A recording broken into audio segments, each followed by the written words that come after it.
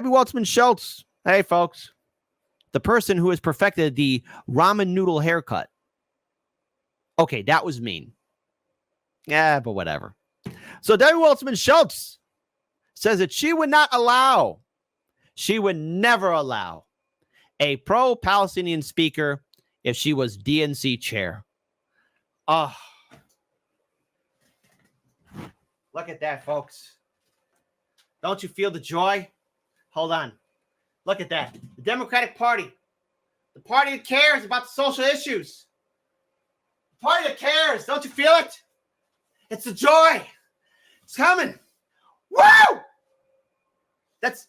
And I've been yelled and lectured at by liberals like, Kit, the Democratic Party cares.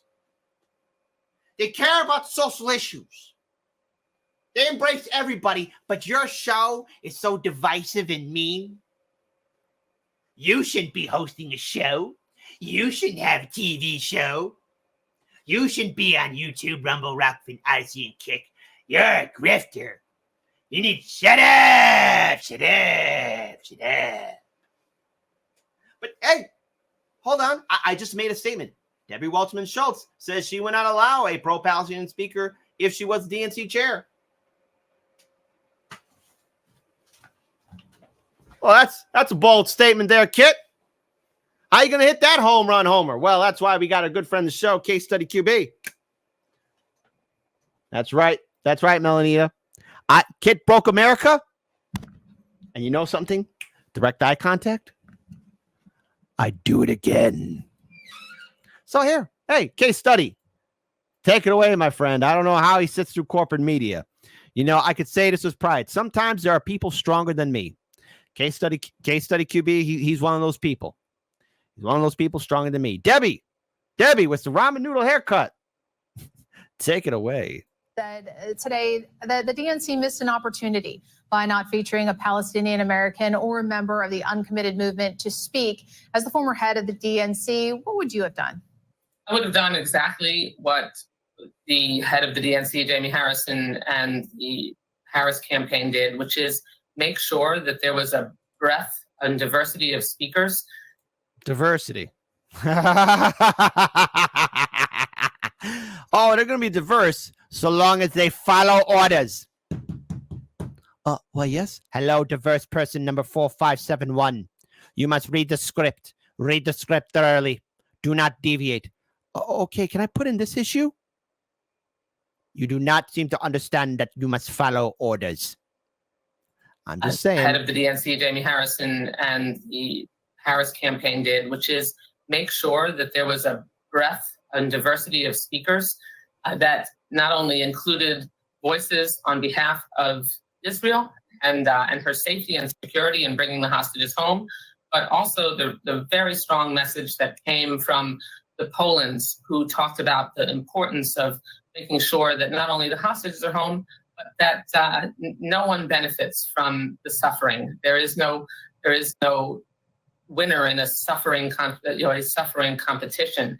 You had Keith Ellison who mentioned and talked about the importance of eliminating suffering. And this was, the suggestion that was made of an uncommitted delegate speaking was one that there was no commitment to ensure that they would have a unifying, similar message. And because you can't deviate away from the message.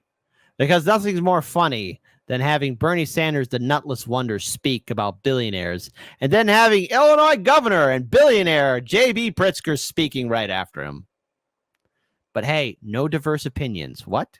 That there was no commitment to ensure that they would have a unifying, similar message. And so ensuring that we had the breadth of those issues addressed, the safety and security, and moving forward for Palestinians in Gaza, as well as ensuring that a ceasefire is brought to bear with hostages returned and Hamas taking the deal. That was the message that came strongly and clearly from the stage, and that was the right one. So let's talk about the Rainbow Coalition. Because the thing is, she's not going to allow it, right? Because this seems to be the marching orders. DNC Rainbow Coalition snubbing Palestinian voices. Because nothing says unity and understanding than just giving the middle finger to one group. See, that whole coalition, it's all smoke and mirrors. One of the more touching moments of the Democratic Convention was a tribute to legendary civil rights activist, the Reverend Jesse Jackson, whose years of advocacy and the creation of his Rainbow Coalition decades ago has now come to fruition with the most diverse political party in the history of this country. And that diversity was indeed on full display on stage all week, with one notable exception. And Jon Stewart summed it up like this. They had Black Americans, Hispanic Americans, Asian Americans, gay Americans, Jewish Americans, Palestinian Uncommitted movement. They had no plans to disrupt. They had no plans to protest. They just had a simple ask of their party brethren. Please allow a Palestinian American Democrat to give a short, vetted speech on the convention stage, like every other group in this new Democratic Rainbow Coalition, and they had many allies backing them up. On Thursday, the powerful United Auto Workers Union posted on X, quote, "If we want the war in Gaza to end, we can't put our heads in the sand or ignore the voices of the Palestinian Americans in the Democratic Party. If we want peace, if we want real democracy, and if we want to win this election, the Democratic Party must allow a Palestinian American speaker to be heard from the DNC stage tonight." Prominent Democrats, activists, celebrities, labor groups, writers, and others all joined the call to let a Palestinian American speak. It didn't happen. When asked why a Palestinian American speaker did not speak at this stage, a Harris advisor, Ian Sams, told CNN, quote, "I think we've given them a lot of opportunities to engage in this process at the convention," and cited the panels that Uncommitted held. So I want to pause here because we're going to get more BS from corporate media. But I want everyone to break this down and understand completely and fully be well aware of your situation. When it comes down to hearing dissenting voices, if you are not part of the DNC narrative, then you are going to be given the middle finger. If you are not going to be helping out the Democratic Party, they will dismiss you. They will ignore you. The Democratic Party will consume you. And I've seen what it did to my communities here in Chicago. I've seen what it's like to live under a DNC machine. Before anyone says you voted for it, no. Nobody has. We have a political gun to our head. And the Democrats have been firing at us for a very long time. The fact that Palestinian voices were silenced at the DNC convention should come as no surprise, because they silenced Black voices, Latino voices, working class voices. I mean, they'll have a diverse setting up there. But the thing is, those are puppets. And the Democrats want all of us to be puppets. Radio station just censored the word devil. Clearly, we are on a different level. I guess you wouldn't notice all the rolling boulders crashing past your shoulders when you're taught to shift your focus lower, scream at all the pebbles. Cheering on the bombers because you can't abide the rebels. But I bet you'll wring your bloody hands when all the dust has settled, when the last little limb is pulled from Gaza's twisted metal. Then you can say how you were led astray, and never once in all your days would you have knowingly supported all the genocide for which you clapped and prayed. But they baited you with unconfirmed blurbs about babies until you were filled with rage. Yet someone told you babies had been starving, bombed, and caged for nearly 80 years in Gaza, and you looked the other way.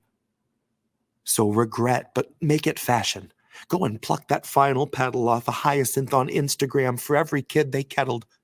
Every son that Israel imprisoned when they're little, that they tortured for a decade, then surprised with their acquittal. And when they got released and saw their parents and whatever siblings hadn't met the missiles, they stared right through their middle.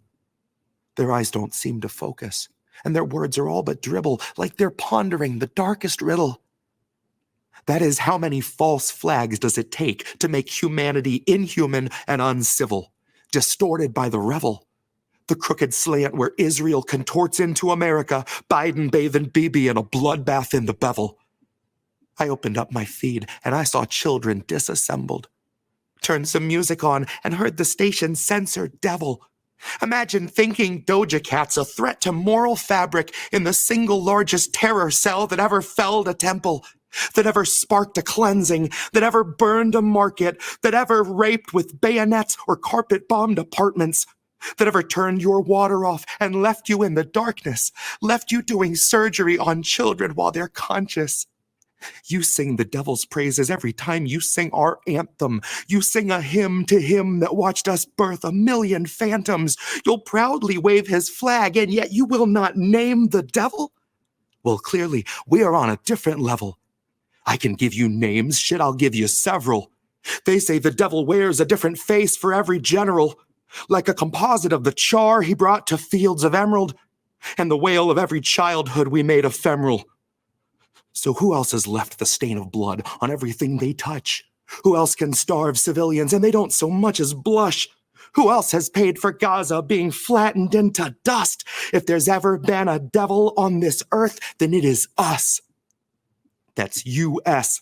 What an ugly couple letters. Feeding shit and ignorance to those it chose to tether. From the river to the sea, both are slowly growing redder. For the devil that you know just knows you better. It knows every gut reaction it could ever make you feel. It knows fear is that which wakes you up and gets you on your wheel. It knows just the kind of story that will justify its war. And the scripts are wrapped for World War IV. So just imagine my surprise to give the radio a listen and to hear such pious morals out of Zionists and Christians that they'd take the devil's name and try to clip it from existence while they carry out his bloody business. You would wave a fascist flag, and yet you honor not your Iblis? Name you not Apollyon? Hush you now your witness? Bleed the name of Belial till tongue is rolling listless in the man-made mouth of Mammon as Lamia's whispers listen. When carts are wheeling bodies through the cities that we crushed, and the very air is rotten with decay of all that was, who else would censor devil yet behave as Legion does? If there's ever been a devil on this earth, then it is us. U.S., but not a unity of souls. More a mass of corporations turning houses into holes, turning people into puppets, turning puppets into mold, turning mold into nutrition bars worth their weight in gold because they're bombing every bakery and burning every field with phosphorus that never once has wanted for a meal. The devil wears a mask and it delights in the reveal, in that moment where the face is let to peel. We do not love the underdog. We do not cheer the rebels. We lust for all their blood until the dust has finally settled. Then pity just ourselves that we were so misled to revel. Proudly wave his flag, and yet we will not name the devil.